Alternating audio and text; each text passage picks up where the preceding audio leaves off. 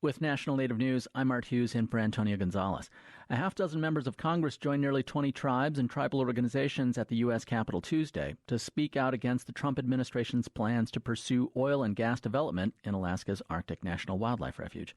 The event was organized by the Gwich'in Steering Committee, which has consistently opposed oil and gas drilling for environmental, cultural, and sustainable hunting reasons.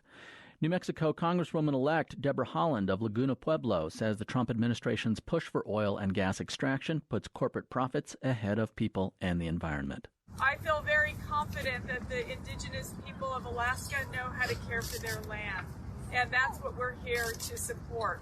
I don't think we can drill our way out of the effects of climate change right now.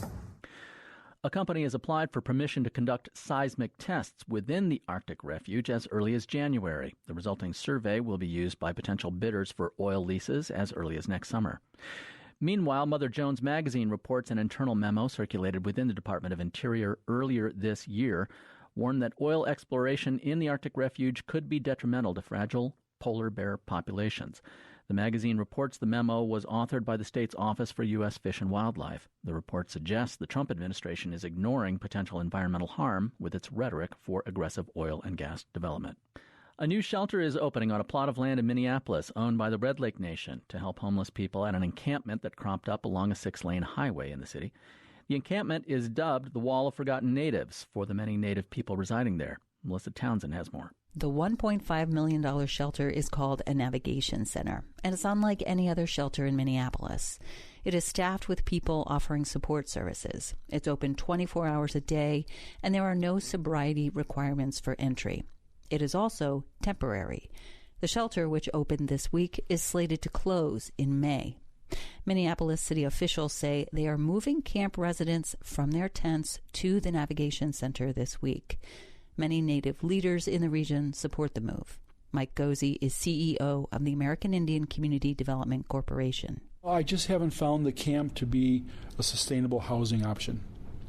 I don't agree that keeping people in such dire straits is a good thing. Gozi's nonprofit builds and manages permanent supportive housing complexes in South Minneapolis.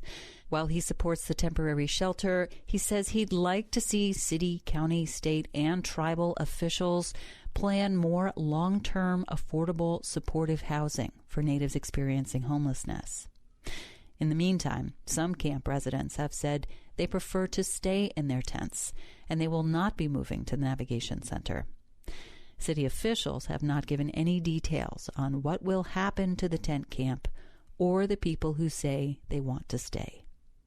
For National Native News, I'm Melissa Townsend. An oversight hearing for the U.S. Senate Committee on Indian Affairs is scheduled to take up the topic of missing and murdered Indigenous women Wednesday. Those providing testimony include Department of Justice officials, as well as Navajo Tribal Council Delegate Amber Crotty and the sister of Ashley Loring Heavyrunner, a 22-year-old Blackfeet woman who has been missing for a year and a half. The hearing comes as a bill to improve law enforcement information sharing is awaiting a vote in the U.S. House. The Senate unanimously approved what is known as Savannah's Act last week. It would provide tribal police with better access to federal criminal databases, require tribal consultations to create established protocols for law enforcement agencies responding to cases of missing and murdered Indigenous women, and it would require an annual report to Congress. The bill is named for Savannah Marie Graywind, who was murdered last year in Fargo. With National Native News, I'm Art Hughes.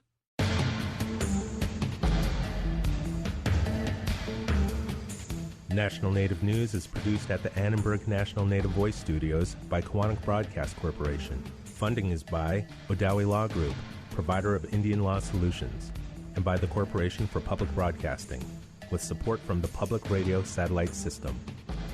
From northern Minnesota, Red Lake Nation Foods is pleased to support this show and share the bounty of the harvests, wild rice products, and wild fruit jams, jellies, and syrups produced by American Indians and available at redlakenationfoods.com.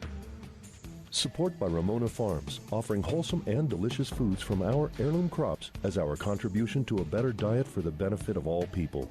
We are honored to share our centuries-old farming and culinary traditions online at ramonafarms.com.